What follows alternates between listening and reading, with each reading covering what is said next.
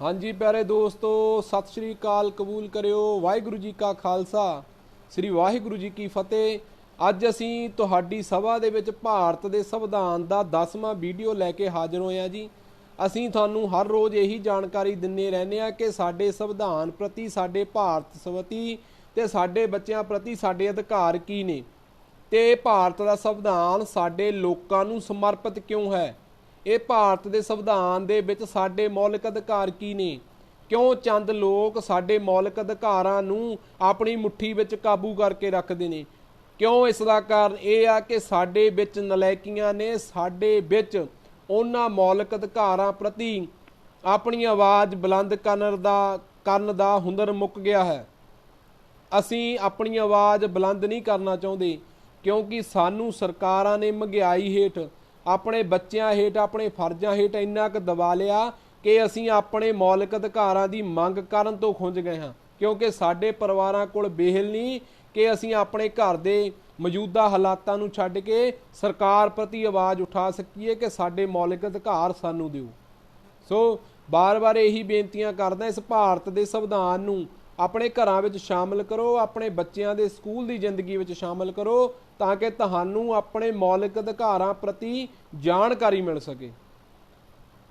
ਸੋ ਆਪਣੇ ਬੱਚਿਆਂ ਨੂੰ ਅਗਰ ਇੱਕ ਵਧੀਆ ਜ਼ਿੰਦਗੀ ਦਿਵਾਉਣਾ ਚਾਹੁੰਦੇ ਹੋ, ਅਗਰ ਆਪਣੇ ਬੱਚਿਆਂ ਨੂੰ ਇੱਕ ਖੁਸ਼ਨੁਮਾ ਜ਼ਿੰਦਗੀ ਦੇਣਾ ਚਾਹੁੰਦੇ ਹੋ ਤਾਂ ਇਹ ਸੰਵਿਧਾਨ ਤੁਹਾਡੇ ਘਰਾਂ ਵਿੱਚ, ਤੁਹਾਡੀ ਜ਼ਿੰਦਗੀ ਵਿੱਚ, ਤੁਹਾਡੇ ਬੱਚਿਆਂ ਦੇ ਸਕੂਲ ਬੈਗਾਂ ਦੇ ਵਿੱਚ ਹੋਣਾ ਬਹੁਤ ਜ਼ਰੂਰੀ ਹੈ। ਸੋ ਅਗਰ ਤੁਹਾਨੂੰ ਮੇਰੀਆਂ ਵੀਡੀਓ ਵਧੀਆ ਲੱਗਦੀਆਂ ਨੇ, ਜੇ ਮੈਂ ਤੁਹਾਨੂੰ ਸੰਵਿਧਾਨ ਪ੍ਰਤੀ ਕੁਝ ਸੰਤੁਸ਼ਟੀਆਂ ਕਰਵਾ ਸਕਾਂ ਜਾਂ ਮੌਲਿਕ ਅਧਿਕਾਰਾਂ ਬਾਰੇ ਜਾਣੂ ਕਰਵਾ ਸਕਾਂ ਤਾਂ ਮੇਰੀ ਵੀਡੀਓ ਵੱਧ ਤੋਂ ਵੱਧ ਸ਼ੇਅਰ ਕਰਿਆ ਕਰੋ, ਲਾਈਕ ਕਰਿਆ ਕਰੋ ਤਾਂ ਕਿ ਮੈਨੂੰ ਹੌਸਲਾ ਅਫਜ਼ਾਈ ਮਿਲਦੀ ਰਹੇ ਕਿ ਤੁਸੀਂ ਮੈਨੂੰ ਪਿਆਰ, ਸਨੇਹ, ਆਪਣੀ ਮੁਹੱਬਤ ਦਿੰਦੇ ਹੋ। ਸੋ ਆਓ ਅਸੀਂ ਅੱਜ ਭਾਰਤ ਦੇ ਜੋ ਆਰਟੀਕਲ ਸੰਵਿਧਾਨ ਦੇ ਵਿੱਚ ਬਾਬਾ ਸਾਹਿਬ ਭੀਮ ਰਾਓ ਅੰਬੇਦਕਰ ਜੀ ਨੇ ਸਾਡੇ ਲੋਕਾਂ ਨੂੰ ਸਮਰਪਿਤ ਕਰੇ ਨੇ, ਉਸ ਦਾ ਅਗਲਾ ਭਾਗ ਪੜ੍ਹਦੇ ਹਾਂ ਕਿ ਸਾਨੂੰ ਸਾਡੇ ਸੰਵਿਧਾਨ ਕੀ ਕਹਿੰਦੇ ਨੇ।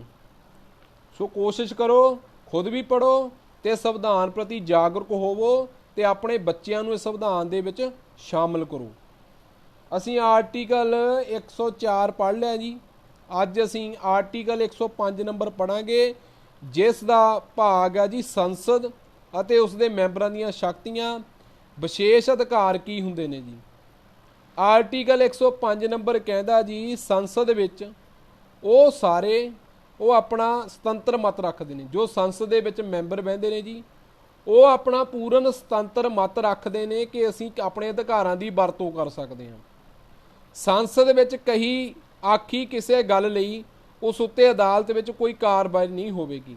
ਅਗਰ ਸੰਸਦ ਦੇ ਵਿੱਚ ਕੋਈ ਗੱਲ ਕਹੀ ਜਾਂਦੀ ਆ ਜਾਂ ਤੁਸੀਂ ਕਿਸੇ ਦੇ ਪੱਖ ਵਿੱਚ ਕੋਈ ਗੱਲ ਕਹਿੰਦੇ ਹੋ, ਉਸ ਉੱਪਰ ਅਦਾਲਤੀ ਕਾਰਵਾਈ ਨਹੀਂ ਹੋ ਸਕਦੀ। ਅੱਗੇ ਪੜ੍ਹਦੇ ਹਾਂ ਜੀ ਆਰਟੀਕਲ ਨੰਬਰ 106, ਮੈਂਬਰਾਂ ਦੇ ਵੇਤਨ ਅਤੇ ਭੱਤੇ। ਜੋ ਸੰਸਦ ਦੇ ਵਿੱਚ ਮੈਂਬਰ ਬੈਠਦੇ ਨੇ ਉਹਨਾਂ ਦੀਆਂ ਤਨਖਾਹਾਂ ਤੇ ਉਹਨਾਂ ਨੂੰ ਭੱਤੇ ਕੀ ਮਿਲਦੇ ਨੇ, ਉਹ ਸੰਵਿਧਾਨ ਦੇ 106 ਨੰਬਰ ਆਰਟੀਕਲ ਵਿੱਚ ਦਰਜ ਨੇ। ਸਦਨ ਦਾ ਹਰ ਮੈਂਬਰ ਸਦਨ ਦੁਆਰਾ ਕਾਨੂੰਨ ਰਾਹੀਂ ਮਨਜ਼ੂਰ ਕੀਤੇ ਭੱਤਿਆਂ ਉੱਤੇ ਵੇਤਨ ਦਾ ਹੱਕਦਾਰ ਹੋਵੇਗਾ। ਜੋ ਸਦਨ ਦਾ ਮੈਂਬਰ ਹੁੰਦਾ, ਜੋ ਸਦਨ ਦੁਆਰਾ ਕਾਨੂੰਨ ਮਨਜ਼ੂਰ ਕੀਤੇ ਜਾਂਦੇ ਨੇ, ਉਸ ਸੰਸਦ ਦੇ ਮੈਂਬਰ ਦਾ ਉਹਨਾਂ ਭੱਤਿਆਂ ਉੱਤੇ ਪੂਰਾ ਹੱਕਦਾਰ ਹੁੰਦਾ ਕਿ ਉਹ ਆਪਣਾ ਭੱਤਾ ਲੈ ਸਕਦਾ ਜੋ ਸਰਕਾਰ ਦੁਆਰਾ ਮਨਜ਼ੂਰ ਕੀਤਾ ਜਾਂਦਾ ਸੰਸਦ ਦੇ ਮੈਂਬਰ ਨੂੰ। ਅੱਗੇ ਆਓ ਜੀ, ਕਾਨੂੰਨ ਪਾਸ ਹੋਣ ਦੀ ਪ੍ਰਕਿਰਿਆ ਕੀ ਹੁੰਦੀ ਹੈ। 107 ਨੰਬਰ ਆਰਟੀਕਲ ਕਹਿੰਦਾ ਜੀ, ਵਿੱਤ ਸੰਬੰਧੀ ਕੋਈ ਬਿੱਲ ਸੰਸਦ ਦੇ ਕਿਸੇ ਸਦਨ ਵਿੱਚ ਸ਼ੁਰੂ ਹੋ ਸਕਦਾ ਹੈ। ਅਗਰ ਵਿੱਤ ਸੰਬੰਧੀ ਜਾਂ ਸਾਡੇ ਅਧਿਕਾਰਾਂ ਸੰਬੰਧੀ ਜਾਂ ਕੋਈ ਫੇਰ ਬਦਲ ਬਿੱਲਾਂ ਵਿੱਚ ਕਰਨੀ ਹੋਵੇ ਤਾਂ ਉਹ ਕਿਸੇ ਵੀ ਸਦਨ ਦੇ ਵਿੱਚ ਉਸ ਦੀ ਕਾਰਵਾਈ ਸ਼ੁਰੂ ਕੀਤੀ ਜਾ ਸਕਦੀ ਹੈ। ਬਿੱਲ ਸੰਸਦ ਦੇ ਦੋਹਾਂ ਸਦਨਾਂ ਦੁਆਰਾ ਉਦੋਂ ਤੱਕ ਪਾਸ ਹੋਇਆ ਨਹੀਂ ਸਮਝਿਆ ਜਾਵੇਗਾ ਜਦ ਤੱਕ ਸੰਸ਼ੋਧਨ ਤੋਂ ਬਿਨਾਂ ਕਿਸੇ ਕੇਵਲ ਅਜਿਹੇ ਸੰਸ਼ੋਧਨਾਂ ਰਾਹੀਂ ਜਿਨ੍ਹਾਂ ਪ੍ਰਤੀ ਦੋਨਾਂ ਸਦਨ ਸਹਿਮਤ ਹੋਣਗੇ, ਉਸ ਦੋਵਾਂ ਸਦਨਾਂ ਸਹਿਮਤ ਨਹੀਂ ਹੋ ਜਾ ਸਕਦੇ। ਅਗਰ ਸੰਸਦ ਦੇ ਵਿੱਚ ਤੁਸੀਂ ਵਿੱਤ ਜਾਂ ਕੋਈ ਬਿੱਲ ਜਾਂ ਵੀ ਕੋਈ ਚੀਜ਼ ਪਾਸ ਕਰਨੀ ਆ, ਪਹਿਲਾਂ ਸੰਸਦ ਦੇ ਵਿੱਚ ਦੋਨਾਂ ਸਦਨਾਂ ਦੀ ਮਨਜ਼ੂਰੀ ਹੋਣੀ ਚਾਹੀਦੀ ਆ। ਉਸ ਤੋਂ ਬਾਅਦ ਉਹ ਬਿੱਲ ਜਾਂ ਸੰਸ਼ੋਧਨ ਕਰਕੇ ਉਹਨਾਂ ਨੂੰ ਪਾਸ ਕੀਤਾ ਜਾਂਦਾ। ਦੋਵੇਂ ਸਦਨ ਉਸ 'ਤੇ ਸਹਿਮਤੀ ਪ੍ਰਗਟ ਕਰਦੇ ਨੇ ਤਾਂ ਉਹਨਾਂ ਬਿੱਲਾਂ ਨੂੰ ਜਾਂ ਉਹਨਾਂ ਸੰਸ਼ੋਧਨਾਂ ਨੂੰ ਅਸੀਂ ਸਹਿਮਤੀ ਪ੍ਰਗਟ ਕਰਦੇ ਹਾਂ ਦੋ ਸਦਨਾਂ ਪ੍ਰਤੀ ਕਿ ਅਗਰ ਦੋ ਸਦਨ ਉਹਨਾਂ ਬਿੱਲਾਂ ਨੂੰ ਜਾਂ ਕਿਸੇ ਵੀ ਮਤੇ ਨੂੰ ਪਾਸ ਕਰਦੇ ਨੇ ਤਾਂ ਉਹਨਾਂ ਨੂੰ ਦੋ ਸਦਨਾਂ ਦੀ ਸਹਿਮਤੀ ਜ਼ਰੂਰੀ ਹੈ ਜੀ। ਅਗਰ ਦੋ ਸਦਨਾਂ ਦੀ ਸਹਿਮਤੀ ਨਹੀਂ ਹੁੰਦੀ ਸੰਸਦ ਦੇ ਤਾਂ ਉਹ ਕੋਈ ਵੀ ਉੱਥੇ ਵਿੱਤ ਜਾਂ ਕਾਰਜ ਜਾਂ ਕੋਈ ਕੰਮ ਕਰਨ ਦੀ ਪ੍ਰਣਾਲੀ ਨੂੰ ਮੀਂਜ ਕੇ ਕਿਸੇ ਹਿੱਤ ਲਾਗੂ ਨਹੀਂ ਕੀਤਾ ਜਾਂਦਾ ਜਿੰਨਾ ਚਿਰ ਦੋਨਾਂ ਸਦਨਾਂ ਦੀ ਸਹਿਮਤੀ ਨਾ ਹੋਵੇ। ਅੱਗੇ ਪੜ੍ਹਦੇ ਹਾਂ ਜੀ। ਸਤਰ ਖਤਮ ਤੇ ਕੋਈ ਬਿੱਲ ਨਹੀਂ ਖਤਮ ਹੋ ਸਕਦਾ। ਅਗਰ ਸਤਰ ਖਤਮ ਹੋਣ ਤੇ ਕੋਈ ਬਿੱਲ ਨਹੀਂ ਖਤਮ ਹੋ ਜਾਂਦਾ। ਅਗਰ ਸੰਸਦ ਦਾ ਕੋਈ ਸਤਰ ਖਤਮ ਹੋ ਜਾਂਦਾ ਤਾਂ ਬਿੱਲ ਖਤਮ ਨਹੀਂ ਹੋ ਸਕਦਾ ਜੀ। ਇਹ ਸੰਵਿਧਾਨ ਦੇ 107 ਨੰਬਰ ਵਿੱਚ ਲਿਖਿਆ ਹੋਇਆ ਸਤਰ ਖਤਮ ਹੋਣ ਤੇ ਕੋਈ ਬਿੱਲ ਖਤਮ ਨਹੀਂ ਹੋ ਜਾਂਦਾ। ਰਾਜ ਸਭਾ ਵਿੱਚ ਪੇਸ਼ ਕੀਤੇ ਬਿੱਲ ਜਿਸ ਨੂੰ ਲੋਕ ਸਭਾ ਦੇ ਪਾਸ ਕੀਤਾ ਲੋਕ ਸਭਾ ਦੇ ਟੁੱਟਣ ਤੇ ਖਤਮ ਨਹੀਂ ਹੋਵੇਗਾ। ਅਗਰ ਲੋਕ ਸਭਾ ਦੁਆਰਾ ਰਾਜ ਸਭਾ ਵਿੱਚ ਕੋਈ ਬਿੱਲ ਪਾਸ ਕੀਤਾ ਜਾਂਦਾ ਤੇ ਲੋਕ ਸਭਾ ਟੁੱਟ ਜਾਂਦੀ ਆ ਜਾਂ ਭੰਗ ਹੋ ਜਾਂਦੀ ਆ ਤਾਂ ਉਸ ਵਿੱਚ ਜੋ ਫੈਸਲੇ ਲੈ ਗਏ ਨੇ ਉਹ ਖਤਮ ਨਹੀਂ ਹੋਣਗੇ। ਕੋਈ ਬਿੱਲ ਜੇ ਲੋਕ ਸਭਾ ਵਿੱਚ ਹੈ ਜਾਂ ਲੋਕ ਸਭਾ ਦੁਆਰਾ ਪਾਸ ਕੀਤਾ ਗਿਆ ਹੈ ਤਾਂ ਰਾਜ ਸਭਾ ਵਿੱਚ ਹੈ, ਲੋਕ ਸਭਾ ਦੇ ਰੱਦ ਹੋਣ ਤੇ ਖਤਮ ਹੋ ਜਾਵੇਗਾ। ਅਗਰ ਕੋਈ ਵੀ ਬਿੱਲ ਲੋਕ ਸਭਾ ਦਾ ਰਾਜ ਸਭਾ ਵਿੱਚ ਹੈ, ਵਿਚਾਰ ਅਧੀਨ ਹੈ, ਤਾਂ ਲੋਕ ਸਭਾ ਵਿੱਚ ਉਹਨਾਂ ਨੂੰ ਮਨਜ਼ੂਰੀ ਦੇ ਨਾਲ ਖਤਮ ਕੀਤਾ ਜਾ ਸਕਦਾ।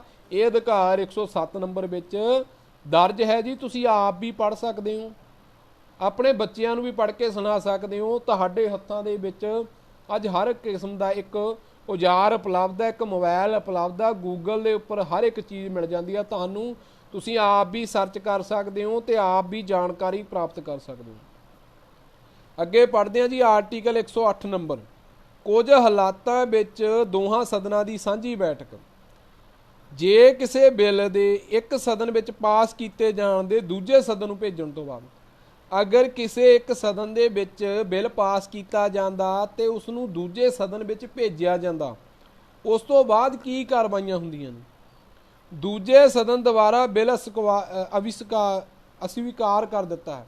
ਅਗਰ ਇੱਕ ਸਦਨ ਦਾ ਬਿੱਲ ਦੂਜੇ ਸਦਨ ਦੇ ਵਿੱਚ ਭੇਜਿਆ ਜਾਂਦਾ, ਉਹ ਸਦਨ ਉਸ ਬਿੱਲ ਨੂੰ ਮਨਜ਼ੂਰੀ ਨਹੀਂ ਦਿੰਦਾ ਤਾਂ ਬਿੱਲ ਵਿੱਚ ਕੀਤੇ ਜਾਣ ਵਾਲੇ ਸੰਸ਼ੋਧਨਾਂ ਬਾਰੇ ਦੋਨਾਂ ਸਦਨਾਂ ਵਿੱਚ ਅੰਤਿਮ ਰੂਪ ਵਿੱਚ ਅਸਹਿਮਤ ਹੋ ਗਏ ਹੋਣ ਜਾਂ ਦੂਜੇ ਸਦਨ ਨੂੰ ਬਿੱਲ ਪ੍ਰਾਪਤ ਹੋਣ ਦੀ ਤਰੀਕ ਤੋਂ ਬਾਅਦ ਉਸ ਬਿੱਲ ਦੁਆਰਾ ਪਾਸ ਕੀਤੇ ਗਏ 6 ਮਹੀਨਿਆਂ ਤੋਂ ਵੱਧ ਸਮਾਂ ਬੀਤ ਗਿਆ ਹੋਵੇ ਤਾਂ ਰਾਸ਼ਟਰਪਤੀ ਦੋਹਾਂ ਸਦਨਾਂ ਦੀ ਸਾਂਝੀ ਬੈਠਕ ਬੁਲਾ ਸਕਦਾ ਹੈ, ਪਰ ਇਹ ਸ਼ਰਤ ਵਿੱਤੀ ਬਿੱਲ ਤੇ ਲਾਗੂ ਨਹੀਂ ਹੋਵੇਗੀ। ਅਗਰ ਇੱਕ ਬਿੱਲ ਨੂੰ ਦੂਜੇ ਸਦਨ ਦੇ ਵਿੱਚ ਲਿਜਾਇਆ ਜਾਂਦਾ, ਦੂਜਾ ਸਦਨ ਉਹਨਾਂ ਬਿੱਲਾਂ ਨੂੰ ਮੀਨਜੋ ਤੇ ਸਹਿਮਤੀ ਪ੍ਰਗਟ ਨਹੀਂ ਕਰਦਾ ਤੇ ਅਗਰ ਉਹ ਦੋਨੇ ਸਦਨ ਸਹਿਮਤੀ ਪ੍ਰਗਟ ਨਹੀਂ ਹੁੰਦੇ ਤਾਂ ਰਾਸ਼ਟਰਪਤੀ ਦੋਨਾਂ ਸਦਨਾਂ ਦੀ ਇੱਕ ਸਾਂਝੀ ਬੈਠਕ ਬੁਲਾਉਂਦਾ ਤੇ ਉਹਨਾਂ ਬਿੱਲਾਂ ਤੇ ਵਿਚਾਰ ਕਰਦਾ ਤੇ ਉਹਨਾਂ ਦੀਆਂ ਕੀ ਸ਼ਰਤਾਂ ਹੁੰਦੀਆਂ ਨੇ ਉਹ ਵੀ ਦੱਸਦਾ ਵਾ। ਪਰ ਇਹ ਵਿੱਤੀ ਬਿੱਲ ਤੇ ਲਾਗੂ ਨਹੀਂ ਹੋਵੇ। ਜੋ ਸਾਡੇ ਵਿੱਤੀ ਬਿੱਲ ਨੇ ਉਹਨਾਂ ਤੇ ਸ਼ਰਤਾਂ ਲਾਗੂ ਨਹੀਂ ਹੁੰਦੀਆਂ, ਪਰ ਰਾਸ਼ਟਰਪਤੀ ਕਿਸੇ ਵੀ ਬਿੱਲ ਨੂੰ ਲਾਗੂ ਕਰਨ ਜਾਂ ਕਿਸੇ ਵੀ ਬਿੱਲ ਨੂੰ ਖਤਮ ਕਰਨ ਦਾ ਪੂਰਾ ਅਧਿਕਾਰ ਰੱਖਦਾ। ਅੱਜ ਜੇ ਸਾਡੇ ਕਿਸਾਨ ਵੀਰਾਂ ਦੇ 3 ਆਰਡੀਨੈਂਸ ਬਿੱਲ ਉੱਥੇ ਸਰਕਾਰਾਂ ਦੁਆਰਾ ਪਾਸ ਕੀਤੇ ਗਏ ਨੇ, ਪਰ ਸਾਡੇ ਆਮ ਲੋਕਾਂ ਨੂੰ ਜਾਂ ਕਿਸਾਨ ਵੀਰਾਂ ਨੂੰ ਉਹਨਾਂ ਬਿੱਲਾਂ ਪ੍ਰਤੀ ਸਹਿਮਤੀ ਨਹੀਂ, ਸਾਨੂੰ ਇਹ ਬਿੱਲ ਮਨਜ਼ੂਰ ਨਹੀਂ, ਤਾਂ ਰਾਸ਼ਟਰਪਤੀ ਉਹਨਾਂ ਬਿੱਲਾਂ ਨੂੰ ਰੱਦ ਕਰ ਸਕਦਾ ਹੈ। ਰਾਸ਼ਟਰਪਤੀ ਕੋਲ ਪੂਰਾ ਅਧਿਕਾਰ ਆ। ਇਹ ਭਾਰਤ ਦੇ ਸੰਵਿਧਾਨ ਦੇ 108 ਨੰਬਰ ਆਰਟੀਕਲ ਵਿੱਚ ਡਾਕਟਰ ਭੀਮ ਰਾਓ ਅੰਬੇਦਕਰ ਜੀ ਨੇ ਸਾਨੂੰ ਲੈ ਕੇ ਦਿੱਤਾ।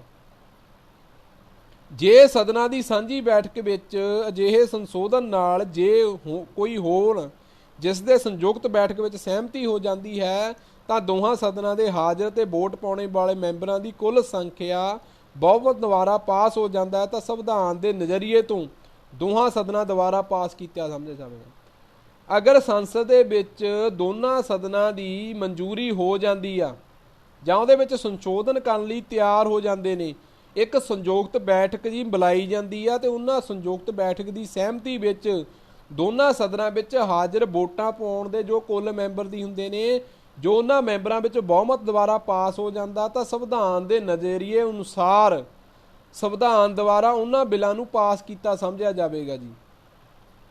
Article 109 number. ਇੱਕ ਛੋਟੀ ਜਿਹੀ ਬੇਨਤੀ ਤੁਹਾਡੇ ਚਰਨਾਂ ਵਿੱਚ ਹੈ, ਅਗਰ ਤੁਸੀਂ ਮੇਰੇ ਵੀਡੀਓ ਵਿੱਚ ਕਿਸੇ ਆਰਟੀਕਲ ਤੋਂ ਸੰਤੁਸ਼ਟ ਨਹੀਂ ਹੁੰਦੇ ਤਾਂ ਤੁਸੀਂ ਉਸ ਆਰਟੀਕਲ ਨੂੰ ਖੁਦ ਆਪ ਵੀ ਪੜ੍ਹ ਸਕਦੇ ਹੋ। ਸੋ ਮੈਂ ਬਾਰ-ਬਾਰ ਇਹੀ ਕਹਿਣਾ, ਖੁਦ ਪੜ੍ਹੋ ਤਾਂ ਕਿ ਤੁਹਾਨੂੰ ਇਸ ਆਪਣੇ ਮੁੱਢਲੇ ਅਧਿਕਾਰਾਂ ਬਾਰੇ ਜਾਣਕਾਰੀ ਮਿਲ ਸਕੇ। ਅੱਗੇ ਪੜ੍ਹਦੇ ਹਾਂ ਆਰਟੀਕਲ 109 ਨੰਬਰ, ਧਨ ਬਿੱਲਾਂ ਬਾਰੇ ਵਿਸ਼ੇਸ਼ ਪ੍ਰਕਿਰਿਆ ਕੀ ਹੁੰਦੀ ਹੈ। ਜੋ ਸਾਡੇ ਧਨ ਬਿੱਲ ਹੁੰਦੇ ਨੇ ਉਹਨਾਂ ਤੇ ਵਿਸ਼ੇਸ਼ ਪ੍ਰਕਿਰਿਆ ਕੀ ਹੁੰਦੀ ਹੈ। ਧਨ ਬਿੱਲ ਰਾਜ ਸਭਾ ਵਿੱਚ ਸ਼ੁਰੂ ਨਹੀਂ ਕੀਤਾ ਜਾਵੇਗਾ। ਜੋ ਸਾਡੇ ਧਨ ਸੰਬੰਧੀ ਬਿੱਲ ਹੁੰਦੇ ਨੇ ਜੀ, ਉਹਨਾਂ ਨੂੰ ਰਾਜ ਸਭਾ ਵਿੱਚ ਸ਼ੁਰੂ ਨਹੀਂ ਕੀਤਾ ਜਾ ਸਕਦਾ। ਲੋਕ ਸਭਾ ਵਿੱਚ ਪਾਸ ਹੋਣ ਤੋਂ ਬਾਅਦ ਰਾਜ ਸਭਾ ਨੂੰ ਸਿਫਾਰਸ਼ਾਂ ਲਈ ਭੇਜਿਆ ਜਾਵੇਗਾ। ਅਗਰ ਲੋਕ ਸਭਾ ਵਿੱਚ ਉਹ ਬਿੱਲ ਪਾਸ ਹੋ ਜਾਂਦਾ ਤਾਂ ਉਸ ਨੂੰ ਰਾਜ ਸਭਾ ਨੂੰ ਸਿਫਾਰਸ਼ ਲਈ ਭੇਜਿਆ ਜਾਵੇਗਾ, ਪਰ ਇਹ 14 ਦਿਨਾਂ ਦੇ ਵਿੱਚ ਵਾਪਸ ਲੋਕ ਸਭਾ ਨੂੰ ਭੇਜਣਾ ਹੁੰਦਾ ਰਾਜ ਸਭਾ ਨੇ ਕਿ ਸਾਡੀ ਇਸ ਬਿੱਲ ਵਿੱਚ ਸਹਿਮਤੀ ਹੈਗੀ ਆ ਜਾਂ ਨਹੀਂ। ਲੋਕ ਸਭਾ ਦੀ ਮਰਜ਼ੀ ਹੈ ਕਿ ਸਿਫਾਰਸ਼ਾਂ ਨੂੰ ਸਵੀਕਾਰ ਕਰੇ ਜਾਂ ਨਹੀਂ। ਲੋਕ ਸਭਾ ਦੀ ਮਰਜ਼ੀ ਹੁੰਦੀ ਹੈ ਕਿ ਉਹ ਬਿੱਲਾਂ ਨੂੰ ਪਾਸ ਕਰਦਾ ਜਾਂ ਨਹੀਂ ਕਰਦਾ। ਅੱਗੇ ਪੜ੍ਹਦੇ ਹਾਂ ਜੀ ਆਰਟੀਕਲ ਨੰਬਰ 110, ਧਨ ਬਿੱਲ ਦੀ ਪਰਿਭਾਸ਼ਾ। ਜੋ ਸਾਡੇ ਧਨ ਬਿੱਲ ਹੁੰਦੀ, ਕੋਈ ਧਨ ਬਿੱਲਾਂ ਪ੍ਰਤੀ ਕੋਈ ਬਿੱਲ ਪਾਸ ਕੀਤਾ ਜਾਂਦਾ, ਉਹਨਾਂ ਦੀ ਭਾਸ਼ਾ ਕੀ ਆ। ਧਨ ਬਿੱਲ ਉਹ ਹੈ ਜਿਸ ਵਿੱਚ ਹੇਠ ਲਿਖੇ ਵਿਸ਼ਿਆਂ ਦੀ ਗੱਲ ਹੋਵੇ। ਧਨ ਬਿੱਲ 'ਚ ਨੰਬਰ 1 ਆਉਂਦਾ ਜੀ ਟੈਕਸ ਬਾਰੇ। ਟੈਕਸ ਬਾਰੇ ਧਨ ਬਿੱਲਾਂ ਦੇ ਵਿੱਚ ਜੋ ਵੀ ਸਾਡੇ ਅਧਿਕਾਰ ਨੇ ਜਾਂ ਕਾਨੂੰਨ ਨੇ ਸਰਕਾਰ ਦੁਆਰਾ ਪਾਸ ਕੀਤੇ ਜਾਂਦੇ ਨੇ। ਨੰਬਰ 2, ਭਾਰਤ ਸਰਕਾਰ ਦੁਆਰਾ ਧਨ ਉਧਾਰ ਲੈਣ ਵਾਲੇ ਜਾਂ ਸਰਕਾਰ ਨਾਲ ਸੰਬੰਧਿਤ ਹੋਰ ਵਿੱਤੀ ਮਾਮਲੇ, ਭਾਰਤ ਦੇ ਖਜ਼ਾਨੇ ਵਿੱਚ ਧਨ ਜਮ੍ਹਾਂ ਕਰਨ ਜਾਂ ਅਚਾਨਕ ਕਢਾਉਣਾ। ਧਨ ਬਿੱਲਾਂ ਵਿੱਚ ਆਉਂਦਾ ਜੀ ਇੱਕ ਟੈਕਸ, ਦੂਜਾ ਭਾਰਤ ਸਰਕਾਰ ਅਗਲ ਬਾਹਰਲੇ ਦੇਸ਼ਾਂ ਤੋਂ ਕੋਈ ਧਨ ਉਧਾਰ ਲੈਂਦੀ ਆ ਜਾਂ ਪੈਸਾ ਉਧਾਰ ਲੈਂਦੀ ਆ, ਉਹਨਾਂ ਸੰਪੱਤੀ ਬਿੱਲ, ਉਹਨਾਂ ਨਾਲ ਸੰਬੰਧਿਤ ਬਿੱਲ, ਤੇ ਭਾਰਤ ਦੇ ਖਜ਼ਾਨੇ ਵਿੱਚ ਧਨ ਜਮ੍ਹਾਂ ਕਰਾਉਣਾ ਜਾਂ ਕਢਾਉਣ ਸੰਬੰਧੀ ਬਿੱਲ। ਇਹ ਆਰਟੀਕਲ 110 ਨੰਬਰ ਵਿੱਚ ਨੇ। ਤੁਸੀਂ ਆਪ ਵੀ ਪੜ੍ਹ ਸਕਦੇ ਹੋ ਕਿ ਸਰਕਾਰਾਂ ਦੇ ਕਾਨੂੰਨ ਕੀ ਨੇ ਤੇ ਤੁਹਾਡੇ ਮੌਲਿਕ ਅਧਿਕਾਰ ਕੀ ਨੇ। ਅੱਗੇ ਪੜ੍ਹਦੇ ਹਾਂ ਜੀ, ਕੋਈ ਬਿੱਲ ਕੇਵਲ ਇਸ ਕਾਰਨ ਧਨ ਬਿੱਲ ਨਹੀਂ ਸਮਝਿਆ ਜਾਵੇਗਾ ਕਿ ਉਸ ਦੇ ਸੰਬੰਧ ਜੁਰਮਾਨਾ ਜਾਂ ਫੀਸਾਂ ਜਾਂ ਸੰਸਥਾਵਾਂ ਦੁਆਰਾ ਕਰ ਵਧਾਉਣ ਤੇ ਘਟਾਉਣ ਨਾਲ ਹੋਵੇ। ਕੋਈ ਵੀ ਬਿੱਲ ਇਹ ਮਨਜ਼ੂਰ ਨਹੀਂ ਸਮਝਿਆ ਜਾਵੇਗਾ ਜਿਸ ਵਿੱਚ ਜੁਰਮਾਨੇ, ਫੀਸਾਂ ਜਾਂ ਸੰਸਥਾਨਕ ਸੰਸਥਾਵਾਂ ਦੁਆਰਾ ਕਰ ਘਟਾਉਣ ਜਾਂ ਵਧਾਉਣ ਨਾਲ ਸੰਬੰਧ ਰੱਖਦਾ ਹੋਵੇ। ਸੋ ਇਹ ਆਰਟੀਕਲ 110 ਨੰਬਰ ਵਿੱਚ ਆ ਜੀ। ਅੱਗੇ ਅਸੀਂ ਪੜ੍ਹਦੇ ਹਾਂ ਬਿੱਲਾਂ ਤੇ ਆਗਿਆ, ਆਰਟੀਕਲ ਨੰਬਰ 111। ਜੇ ਕੋਈ ਬਿੱਲ ਸੰਸਦ ਦੇ ਦੋਹਾਂ ਸਦਨਾਂ ਦੁਆਰਾ ਪਾਸ ਕਰਕੇ ਦਿੱਤਾ ਜਾਂਦਾ ਤਾਂ ਰਾਸ਼ਟਰਪਤੀ ਕੋਲ ਅੰਤਮ ਮਨਜ਼ੂਰੀ ਲਈ ਭੇਜਿਆ ਜਾਂਦਾ। ਅਗਰ ਮੰਨ ਲਓ ਤੁਸੀਂ ਆਪਣੇ ਦੇਸ਼ ਵਿੱਚ 3 ਆਰਡੀਨੈਂਸ ਬਿੱਲ ਲਾਗੂ ਹੋਏ ਨੇ ਜੋ ਕਿਸਾਨੀ ਹਿੱਤ ਵਧੀਆ ਨਹੀਂ ਹੈਗੇ, ਇੱਕ ਜਾਨਲੇਵਾ ਨੇ, ਅਗਰ ਉਹ ਬਿੱਲ ਸਾਨੂੰ ਮਨਜ਼ੂਰ ਨਹੀਂ ਤਾਂ ਰਾਸ਼ਟਰਪਤੀ ਉਹਨਾਂ ਬਿੱਲਾਂ ਨੂੰ ਆਪਣੀ ਸ਼ਕਤੀ ਨਾਲ ਖਤਮ ਕਰ ਸਕਦਾ। ਸੰਵਿਧਾਨ ਦੇ ਆਰਟੀਕਲ ਨੰਬਰ 111 ਵਿੱਚ ਲਿਖਿਆ। ਮੈਂ ਕਿਸਾਨ ਵੀਰਾਂ ਨੂੰ ਵੀ ਅਪੀਲ ਕਰਦਾ, ਕਿਸਾਨ ਮਜ਼ਦੂਰ ਏਕਤਾ ਦਾ ਸਾਡਾ ਸਾਂਝਾ ਇੱਕ ਨਾਰਾ। ਸੋ ਵੀਰੋ, ਇਹ ਭਾਰਤ ਦਾ ਸੰਵਿਧਾਨ ਹਰ ਵਰਗ ਦੇ, ਹਰ ਤਗਵੇ ਦੇ, ਹਰ ਮਜ਼ਹਬ ਦੇ ਲੋਕਾਂ ਨੂੰ ਸਮਰਪਿਤ ਆ। ਅਗਰ ਤੁਸੀਂ ਆਪਣੇ ਅਧਿਕਾਰ ਲੈਣਾ ਚਾਹੁੰਦੇ ਹੋ ਤਾਂ ਭਾਰਤ ਦੇ ਸੰਵਿਧਾਨ ਦੇ 111 ਨੰਬਰ ਆਰਟੀਕਲ ਨੂੰ ਜ਼ਰੂਰ ਪੜ੍ਹੋ ਜੋ ਤੁਹਾਡੇ ਹਿੱਤ ਵਿੱਚ ਹੈ। ਜੇ ਕੋਈ ਬਿੱਲ ਸੰਸਦ ਦੁਆਰਾ ਪਾਸ ਕਰ ਦਿੱਤਾ ਜਾਂਦਾ ਤਾਂ ਰਾਸ਼ਟਰਪਤੀ ਕੋਲ ਅੰਤਮ ਮਨਜ਼ੂਰੀ ਲਈ ਭੇਜਿਆ ਜਾਂਦਾ ਤੇ ਰਾਸ਼ਟਰਪਤੀ ਐਲਾਨ ਕਰੇਗਾ ਕਿ ਇਸ ਬਿੱਲ ਉੱਤੇ ਮੈਂ ਆਪਣੀ ਮਨਜ਼ੂਰੀ ਦਿੰਦਾ ਜਾਂ ਇਸ ਬਿੱਲ ਉੱਤੇ ਰੋਕ ਲਗਾਉਣਾ। ਇਹ ਰਾਸ਼ਟਰਪਤੀ ਦਾ ਅੰਤਮ ਫੈਸਲਾ ਹੁੰਦਾ। ਰਾਸ਼ਟਰਪਤੀ ਕਿਸੇ ਵੀ ਬਿੱਲ ਨੂੰ ਜਾਂ ਕਿਸੇ ਵੀ ਆਰਡੀਨੈਂਸ ਬਿੱਲਾਂ ਨੂੰ ਲਾਗੂ ਵੀ ਕਰ ਸਕਦਾ ਤੇ ਖਤਮ ਵੀ ਕਰ ਸਕਦਾ। ਅੱਗੇ ਅਸੀਂ ਪੜ੍ਹਦੇ ਹਾਂ ਵਿੱਤੀ ਵਿਸ਼ਿਆਂ ਬਾਰੇ ਪ੍ਰਤੀਕਿਰਿਆ। ਆਰਟੀਕਲ 112 ਵਿੱਚ ਲਿਖਿਆ, ਰਾਸ਼ਟਰਪਤੀ ਵਿੱਤੀ ਵਰ੍ਹਾਂ ਦੇ ਸੰਬੰਧ ਵਿੱਚ ਸੰਸਦ ਦੇ ਦੋਹਾਂ ਸਦਨਾਂ ਸਾਹਮਣੇ ਭਾਰਤ ਸਰਕਾਰ ਦੀ ਉਸ ਸਾਲ ਲਈ ਆਮਦਨ ਖਰਚ ਦਾ ਵੇਰਵਾ ਰੱਖੇਗਾ। ਰਾਸ਼ਟਰਪਤੀ ਵਿੱਤੀ ਵਰ੍ਹੇ ਦੇ ਸੰਬੰਧ ਵਿੱਚ ਸੰਸਦ ਦੇ ਦੋਹਾਂ ਸਦਨਾਂ ਸਾਹਮਣੇ ਭਾਰਤ ਸਰਕਾਰ ਦੀ ਜੋ ਆਮਦਨ ਹੁੰਦੀ ਆ ਜਾਂ ਖਰਚ ਹੁੰਦਾ ਉਸ ਦਾ ਵੇਰਵਾ ਦੋਨਾਂ ਸਦਨਾਂ ਵਿੱਚ ਰੱਖਦਾ ਕਿ ਉਸਨੇ ਪੈਸੇ ਕਿੱਥੇ ਕਿੱਥੇ ਖਰਚੇ ਨੇ ਤੇ ਜੋ ਸਦਨਾਂ ਨੂੰ ਜੋ ਪੈਸੇ ਦਿੱਤੇ ਸੀ ਉਹ ਸਦਨਾਂ ਨੇ ਕਿੱਥੇ ਉਹ ਪੈਸਾ ਵਰਤਿਆ। ਅੱਗੇ ਅਸੀਂ ਪੜ੍ਹਦੇ ਹਾਂ ਰਾਸ਼ਟਰਪਤੀ ਰਾਜ ਸਭਾ ਦੇ ਚੇਅਰਮੈਨ, ਡਿਪਟੀ ਚੇਅਰਮੈਨ, ਲੋਕ ਸਭਾ ਦੇ ਸਪੀਕਰ, ਡਿਪਟੀ ਸਪੀਕਰ, ਜੱਜਾਂ ਦੇ ਅਟਾਰਨੀ ਜਨਰਲ ਨਾਲ ਸੰਬੰਧਿਤ ਵੇਤਨ ਭੱਤੇ, ਪੈਨਸ਼ਨ ਆਦਿ ਵਿੱਚ ਦੱਸੇ ਜਾਂਦੇ ਹਨ। ਜੋ ਰਾਸ਼ਟਰਪਤੀ ਦੁਆਰਾ ਭਾਰਤ ਦੇ ਦੋਨਾਂ ਸਦਨਾਂ ਵਿੱਚ ਭਾਰਤ ਸਰਕਾਰ ਦੀ ਜੋ ਆਮਦਨ ਹੁੰਦੀ ਆ ਜਾਂ ਖਰਚ ਹੁੰਦੇ ਨੇ ਉਸ ਵਿੱਚ ਰਾਸ਼ਟਰਪਤੀ ਰਾਜ ਸਭਾ ਦਾ ਚੇਅਰਮੈਨ, ਡਿਪਟੀ ਚੇਅਰਮੈਨ, ਲੋਕ ਸਭਾ ਦਾ ਸਪੀਕਰ, ਡਿਪਟੀ ਸਪੀਕਰ ਤੇ ਜੱਜਾਂ ਦੇ ਅਟਾਰਨੀ ਜਨਰਲਾਂ ਦੇ ਭੱਤੇ ਸੰਬੰਧੀ ਜਾਂ ਤਨਖਾਹ ਸੰਬੰਧੀ ਦੱਸਿਆ ਜਾਂਦਾ, ਜੋ ਭਾਰਤ ਦੇ ਸੰਵਿਧਾਨ 112 ਨੰਬਰ ਵਿੱਚ ਦਰਜ ਆ ਕਿ ਇਹਨਾਂ ਨੂੰ ਕੀ ਮਨਜ਼ੂਰੀ ਤੇ ਕੀ ਭੱਤੇ ਮਿਲਦੇ ਨੇ। ਆਰਟੀਕਲ 113 ਨੰਬਰ ਕਹਿੰਦਾ ਜੀ ਲੋਕ ਸਭਾ ਨੂੰ ਇਹ ਸ਼ਕਤੀ ਪ੍ਰਾਪਤ ਹੋਵੇਗੀ ਕਿ ਉਹ ਕਿਸੇ ਮੰਗ ਦੀ ਆਗਿਆ ਦੇਵੇ ਜਾਂ ਨਾ ਦੇਵੇ, ਜਾਂ ਕਿਸੇ ਮੰਗ ਵਿੱਚ ਰਕਮ ਦੀ ਕਮੀ ਕਰਕੇ ਆਗਿਆ ਦੇਵੇ, ਜਾਂ ਕਿਸੇ ਗ੍ਰਾਂਟ ਦੀ ਮੰਗ ਤੇ ਰਾਸ਼ਟਰਪਤੀ ਦੀ ਸਿਫਾਰਿਸ਼ ਤੇ ਕੀਤੀ ਜਾਵੇਗੀ।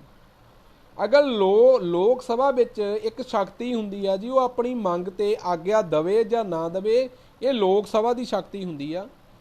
ਜੇ ਕਿਸੇ ਮੰਗ ਤੇ ਰਕਮ ਦੀ ਕਮੀ ਆ ਤਾਂ ਉਹ ਆਗਿਆ ਦਿੰਦੀ ਆ ਕਿ ਕਿਸੇ ਗ੍ਰਾਂਟ ਦੀ ਮੰਗ ਲਈ ਰਾਸ਼ਟਰਪਤੀ ਦੀ ਮਨਜ਼ੂਰੀ ਲਈ ਜਾਂਦੀ ਹੈ ਕਿ ਇਸ ਨੂੰ ਹੋਰ ਪੈਸਿਆਂ ਦੀ ਲੋੜ ਆ, ਜਾਂ ਕਿਸੇ ਰਾਜ ਨੂੰ ਇਹ ਗ੍ਰਾਂਟ ਦੀ ਜ਼ਰੂਰਤ ਆ, ਤਾਂ ਉਹ ਰਾਸ਼ਟਰਪਤੀ ਜੀ ਆਪਣੀ ਸ਼ਕਤੀ ਦਾ ਇਸਤੇਮਾਲ ਕਰਕੇ ਉਹ ਗ੍ਰਾਂਟ ਦਿੰਦਾ। 113 ਨੰਬਰ ਆਰਟੀਕਲ 'ਚ ਲਿਖਿਆ ਜੀ ਲੋਕ ਸਭਾ ਨੂੰ ਇਹ ਸ਼ਕਤੀ ਪ੍ਰਾਪਤ ਹੋਵੇਗੀ ਕਿ ਉਹ ਕਿਸੇ ਮੰਗ ਦੀ ਆਗਿਆ ਦੇਵੇ ਜਾਂ ਨਾ ਦੇਵੇ, ਕਿਸੇ ਮੰਗ ਵਿੱਚ ਰਕਮ ਦੀ ਕਮੀ ਕਰਕੇ ਆਗਿਆ ਦੇਵੇ, ਕਿਸੇ ਗ੍ਰਾਂਟ ਦੀ ਮੰਗ ਤੇ ਰਾਸ਼ਟਰਪਤੀ ਦੀ ਸਿਫਾਰਿਸ਼ ਕੀਤੀ ਜਾਵੇਗੀ। ਇਹ ਤੁਸੀਂ ਆਰਟੀਕਲ ਨੰਬਰ 13 ਵਿੱਚ ਦੇਖਿਆ ਜੀ। ਲੋਕ ਸਭਾ ਕੋ ਜੋ ਸ਼ਕਤੀਆਂ ਹੁੰਦੀਆਂ ਨੇ ਉਹ ਦੱਸਿਆ ਗਿਆ ਵਾ ਕਿ ਰਾਸ਼ਟਰਪਤੀ ਦੁਆਰਾ ਅਗਰ ਕੋਈ ਲੋਕ ਸਭਾ ਦੁਆਰਾ ਸ਼ਕਤੀਆਂ ਹੁੰਦੀਆਂ ਨੇ ਜੋ ਪ੍ਰਾਪਤ, ਉਹਨਾਂ ਵਿੱਚ ਜੋ ਗ੍ਰਾਂਟਾਂ ਦੀ ਮੰਗ ਵਿੱਚ ਜਾਂ ਕਮੀ ਆ ਜਾਂਦੀ ਆ, ਜਾਂ ਕਿਸੇ ਗ੍ਰਾਂਟ ਵਿੱਚ ਪੈਸਾ ਖਤਮ ਹੋ ਜਾਂਦਾ, ਜਾਂ ਕਿਸੇ ਰਾਜ ਜਾਂ ਭਾਰਤ ਦੇ ਸੰਘ ਵਿੱਚ ਕਿਸੇ ਚੀਜ਼ ਦੀ ਲੋੜ ਆ, ਅਗਰ ਉਹ ਗ੍ਰਾਂਟਾਂ ਵਿੱਚ ਕਮੀ ਆਉਂਦੀ ਹੈ ਤਾਂ ਰਾਸ਼ਟਰਪਤੀ ਦੀ ਮਨਜ਼ੂਰੀ ਲਈ ਜਾਂਦੀ ਹੈ। ਅੱਗੇ ਪੜ੍ਹਦੇ ਹਾਂ ਜੀ ਆਰਟੀਕਲ ਨੰਬਰ 114। ਲੋਕ ਸਭਾ ਦੁਆਰਾ ਆਰਟੀਕਲ 113 ਦੇ ਅਧੀਨ ਮਨਜ਼ੂਰੀ ਮਗਰੋਂ ਸੰਭਵ ਤੌਰ ਤੇ ਛੇਤੀ ਤੋਂ ਛੇਤੀ ਭਾਰਤ ਦੇ ਖਜ਼ਾਨੇ ਵਿੱਚ ਲੋਕ ਸਭਾ ਦੁਆਰਾ ਇਸ ਪ੍ਰਕਾਰ ਅਨੁਦਾਨ ਬਾਰੇ ਬਿੱਲ ਪੁਨਰ ਸਥਾਪਿਤ ਕੀਤਾ ਜਾਵੇ। ਆਰਟੀਕਲ 113 ਦੇ ਅਧੀਨ ਜੋ ਭਾਰਤ ਦੇ ਸੰਵਿਧਾਨ ਵਿੱਚ ਡਾਕਟਰ ਬਾਬਾ ਸਾਹਿਬ ਅੰਬੇਦਕਰ ਜੀ ਨੇ ਲਿਖਿਆ, ਉਸ ਵਿੱਚ ਇਹ ਦਰਜ ਕੀਤਾ ਜਾਂਦਾ ਜੋ ਵੀ ਭਾਰਤ ਸਰਕਾਰ ਖਜ਼ਾਨੇ ਵਿੱਚੋਂ ਲੋਕ ਸਭਾ ਦੁਆਰਾ ਜੋ ਵੀ ਬਿੱਲ ਪਾਸ ਕੀਤੇ ਜਾਂਦੇ ਨੇ ਉਹਨਾਂ ਬਾਰੇ ਪੂਰੇ ਬਿੱਲਾਂ ਦਾ ਅਨੁਵਾਦ ਤੇ ਪੁਨਰ ਸਥਾਪਿਤ ਕੀਤਾ ਜਾਂਦਾ ਕਿ ਉਹ ਪੈਸਿਆਂ ਜਾਂ ਉਹਨਾਂ ਦੀ ਵੇਰਵਾ ਦਿਓ, ਤੁਸੀਂ ਉਹ ਪੈਸਾ ਕਿੱਥੇ ਕਿੱਥੇ ਕਰਤੇ ਆ। ਇਹ ਆਰਟੀਕਲ 114 ਨੰਬਰ ਵਿੱਚ ਲਿਖਿਆ ਜੀ। ਅੱਗੇ ਪੜ੍ਹਦੇ ਹਾਂ ਆਪਾਂ, ਕਿਸੇ ਗ੍ਰਾਂਟ ਨੂੰ ਘੱਟ ਕਰਨ ਬਾਰੇ ਅੰਤਮ ਫੈਸਲਾ ਮੌਕੇ ਦੀ ਕਾਰਵਾਈ ਚਲਾ ਰਹੇ ਵਿਅਕਤੀ ਦਾ। ਅਗਰ ਲੋਕ ਸਭਾ ਵਿੱਚ ਕੋਈ ਵੀ ਬਿੱਲ ਪਾਸ ਹੁੰਦਾ ਜੋ ਲੋਕ ਸਭਾ ਦੇ ਸਦਨ ਨੂੰ ਚਲਾ ਰਿਹਾ, ਉਸ ਵਿਅਕਤੀ ਦਾ ਫੈਸਲਾ ਹੁੰਦਾ ਕਿ ਕਿਸੇ ਗ੍ਰਾਂਟ ਨੂੰ ਮੈਂ ਮਨਜ਼ੂਰੀ ਦੇਣੀ ਆ ਜਾਂ ਨਹੀਂ ਦੇਣੀ ਆ। ਅੱਗੇ ਪੜ੍ਹਦੇ ਆ ਜੀ, ਅਨੁਪੂਰਕ ਹੋਣ ਜਾਂ ਵੱਧ ਘੱਟ ਗ੍ਰਾਂਟ ਜੇ ਆਰਟੀਕਲ 114 ਅਨੁਸਾਰ ਬਣਾਈ ਗਈ ਕਿਸੇ ਵਿਧੀ ਦੁਆਰਾ ਕਿਸੇ ਵਿਸ਼ੇਸ਼ ਸੇਵਾ ਤੇ ਚਾਲੂ ਵਿੱਤੀ ਸਾਲ ਲਈ ਖਰਚ ਕਰਨ ਦੀ ਨਿਰਧਾਰਤ ਕੋਈ ਰਕਮ ਉਸ ਲਈ ਘੱਟ ਸਮਝੀ ਜਾਂਦੀ ਹੈ, ਜੇ ਵੱਧ ਲੋੜ ਤੇ ਪੈਦਾ ਹੋ ਜਾਵੇ ਤਾਂ ਉਸ ਸਾਲ ਲਈ ਮਨਜ਼ੂਰ ਕਿਸੇ ਸੇਵਾ ਤੇ ਖਰਚਾ ਵੱਧ ਗਿਆ ਹੋਵੇ ਤਾਂ ਰਾਸ਼ਟਰਪਤੀ ਦੋਹਾਂ ਸਦਨਾਂ ਸਾਹਮਣੇ ਦੂਜਾ ਬਦਲਾਵ ਬਿੱਲ ਰਖਾਏਗਾ ਜਾਂ ਲੋਕ ਸਭਾ ਵਿੱਚ ਇਸ ਨੂੰ ਮੰਗ ਕਰੇਗਾ। ਆਰਟੀਕਲ 114 ਦੇ ਆਧਾਰ ਤੇ ਜੀ ਜੋ ਸਾਡੇ ਪ੍ਰਤੀ ਵਿਸ਼ੇਸ਼ ਸੇਵਾਵਾਂ ਨੇ ਜੋ ਚਾਲੂ ਕੀਤੀਆਂ ਜਾਂਦੀਆਂ ਨੇ, ਸਾਲ ਵਿੱਚ ਜਿਹੜਾ ਖਰਚਾ ਨਿਰਧਾਰਿਤ ਕੀਤਾ ਜਾਂਦਾ ਕਿ ਇੰਨਾ ਖਰਚਾ ਤੁਸੀਂ ਲੈ ਕੇ ਇਹਨਾਂ ਕੰਮਾਂ ਨੂੰ ਕਰਨਾ, ਅਗਰ ਉਹਦੇ ਵਿੱਚ ਵੱਧ ਘੱਟ ਚੱਲ ਜਾਂਦਾ ਜਾਂ ਉਸ ਵਿੱਚ ਹੋਰ ਖਰਚੇ ਦੀ ਲੋੜ ਪੈਂਦੀ ਆ ਤਾਂ ਰਾਸ਼ਟਰਪਤੀ ਦੋਨਾਂ ਸਾਹਮਣੇ ਇੱਕ ਬਿੱਲ ਬਣਾਉਂਦਾ ਜੀ ਦੂਜਾ, ਉਹਦੇ ਵਿੱਚ ਮੰਗ ਕਰਦਾ ਕਿ ਇੰਨੇ ਪੈਸੇ ਦੀ ਹੋਰ ਲੋੜ ਆ।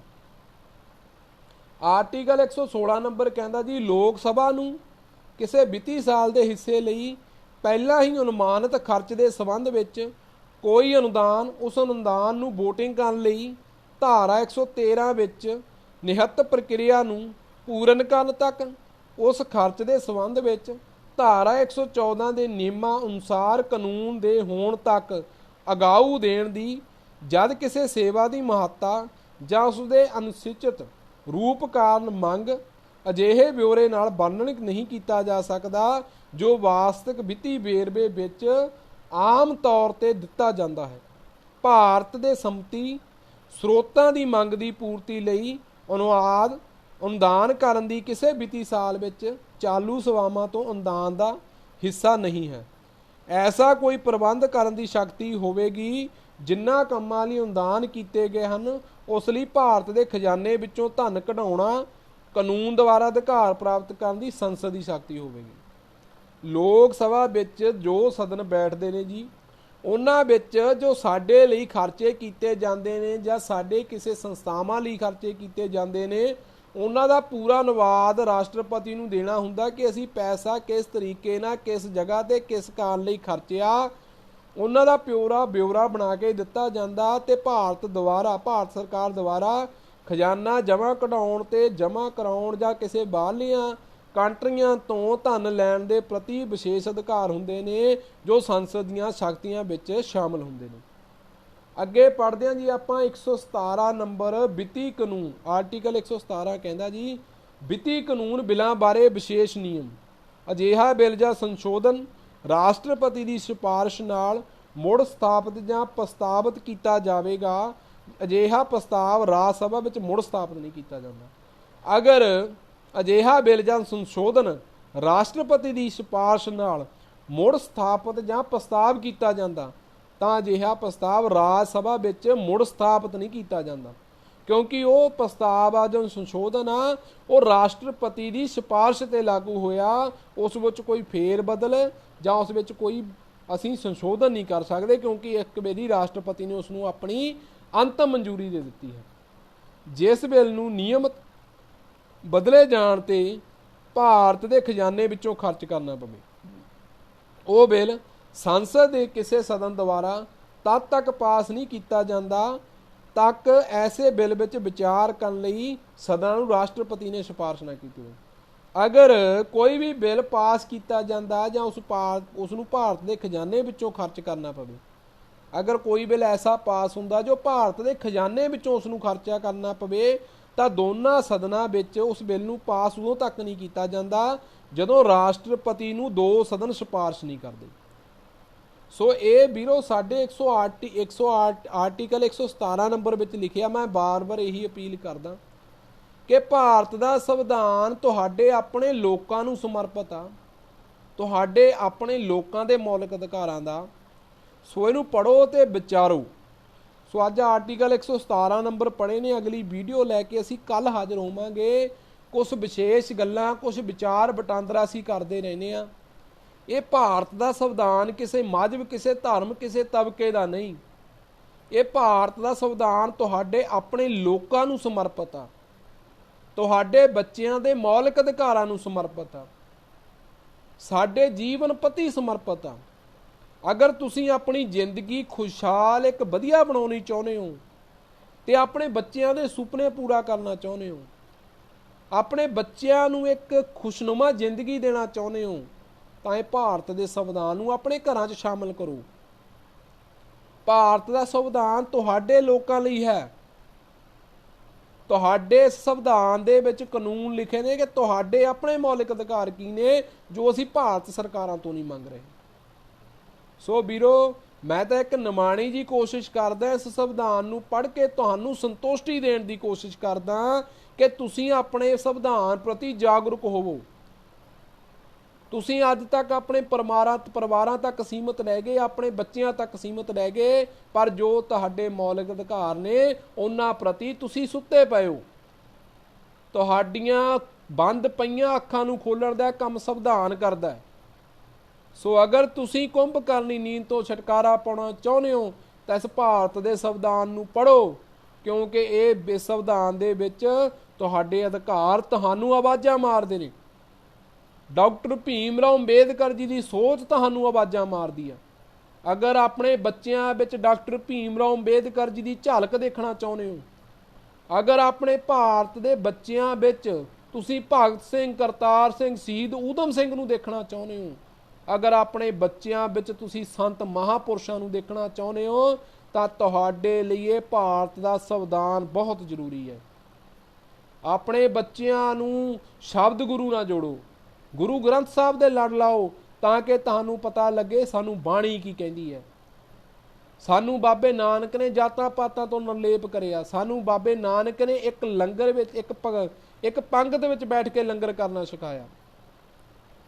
ਉਹਨਾਂ ਦਾ 20 ਰੁਪਈਆਂ ਦਾ ਲੰਗਰ ਚਲਾਇਆ, ਅੱਜ ਵੀ ਚੱਲਦਾ, ਜੋ ਸਾਨੂੰ ਆਵਾਜ਼ਾਂ ਮਾਰਦਾ ਕਿ ਸਾਂਝੀਵਾਲਤਾ, ਭਾਈਵਾਲਤਾ ਦਾ ਇੱਕ ਨਾਅਰਾ ਦਿਓ, ਇਕੱਠੇ ਹੋਵੋ। ਇੱਥੇ ਸਾਡਾ ਕੋਈ ਹਿੰਦੂ ਧਰਮ ਨਾਲ बैर नहीं, कोई सिख धर्म ਨਾਲ बैर नहीं, किसी मुस्लिम धर्म ਨਾਲ बैर नहीं, किसी ईसाई ਨਾਲ बैर नहीं। बाबे नानक ने, गुरु रामदास महाराज ने हरमंदर साहब के 4 दरवाजे बनाए, क्योंकि हिंदू मुस्लिम सिख ईसाई हर जगह तो आके एक समानता प्राप्त कर सके। ਵੀਰੋ हो सकता है साडी मंजिल नूं जाण वाले रास्ते ਵੱਖੋ ਵੱਖਰੇ हो सकते ने, पर साडी मंजिल एक है। सानू अकाल पुरख ने एक इनसानियत का रूप दिता, सानू जातां पातां विच इन्हां चंद लोकां ने उलझाया जिस विच रह के असीं अपने अधिकार भुल गए, असीं अपने बच्चों के अधिकार भुल गए, असीं साडे प्रति साडे की फर्ज सी उन्हां नूं भुल चुके हां। साडे कोल मोबाइलां विचों निकलण नूं टाइम नहीं, साडे कोल घरां दे कंमां विचों निकलण नूं टाइम नहीं, पर असीं फिल्मां देखण नूं जां सिनेमा घरां दे विच जां नੱਚਣ ਕੁੱਦਣ ਵਿੱਚ ਆਪਣਾ ਸਮਾਂ ਵਿਅਰਥ ਗਵਾਉਂਦੇ ਹਾਂ। सो इन्नी क बेनती प्रवान करिया करो, जिन्ना समा तुसीं आ वाधू दे कंमां नूं दिंदे हो उन्ना थोड़ा क समा भारत दे संविधान प्रति अपने बच्चिआं नूं दिओ, अपने आप नूं दिओ, तां कि तुहानूं तुहाडे अधिकार मिल सकण। मैं रोजाना एक एक गल बार बार कहना, अपने बच्चिआं नूं मौत भरी नरक दी जिंदगी ना दिओ। तुहाडे बच्चे आउण वाले समय दा भविख ने, तुहाडे बच्चियां विच यह अधिकार होना चाहिए कि असी भारत के संविधान प्रति अपनी आवाज़ बुलंद कर सकीए।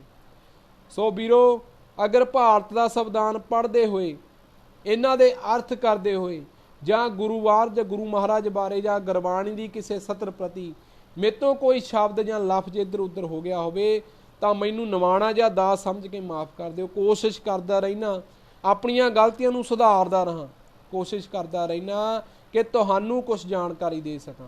सो वीरो, अगर मेरी वीडियो तुहानूं मेरी वीडियो वधिया लगे जां संतुष्टि मिले, वध तो वध शेयर करो, मेरे चैनल नूं सबसक्राइब करो ताकि तुहानूं होर मुढलीआं जानकारियां मुहैया करवा सकां। सो इन्नी क फतेह कबूल करियो। वाहिगुरू जी का खालसा, सत श्री अकाल। अगला वीडियो लैके कल हाजिर होवांगे जी। सत श्री अकाल।